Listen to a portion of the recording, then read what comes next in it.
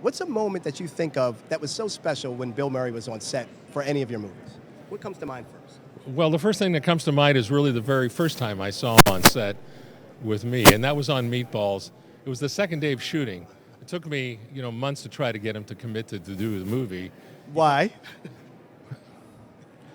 Anyway, he finally committed. He did it. He committed on the day before we started shooting. And What? That close? it was close, and I wouldn't, hire anybody else. I said, this movie's not going to work without him, and I'm just going to hang in there. I'd worked with him before on a stage show, so I knew him, and I knew he was perfect. And he finally showed up on the second day of shooting, and he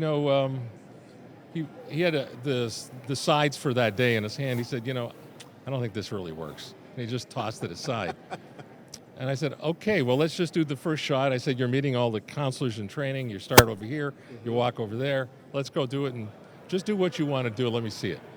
And he basically had taken the script, and he just changed not just the punchlines, but the sort of energy and the structure of that sequence, and it was way better. Wow. I said, wow. I got to stay on top of this, and I got to move quick. I got to be nimble. Because this is an extraordinary resource, and he's a brilliant writer as well as a brilliant performer. Yeah. So it'll be great fun to do this as long as I can stay up with him and maintain his respect.